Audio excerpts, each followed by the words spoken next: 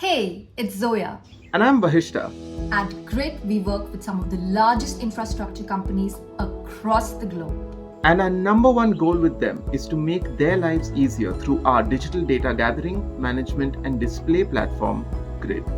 Grid excels at project progress management, workforce monitoring, inventory or asset management for a lot of infrastructure businesses. But before you get to that point, there's just the little business of figuring out how you can get started with digitization. So, we did a thing. We launched a crash course to help you get on track with digitizing your business. Looking for a cherry on top? Some of our customers have bumped up their productivity by a neat 60% by following the tips in this course. Here's some of the fun stuff you'll do. Cool digitization hacks to speed up processes and MIS reporting. Real talk on keeping an eye on your contractors and how collecting data can help with that. Must-know KPIs for smooth sailing project management.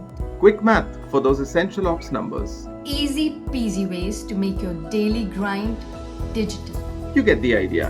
Our crash course is a single place to get all the information you need in easy to implement chunks on how to boost your productivity, efficiency, and reduce waste using digital tools like Grid in your infrastructure business.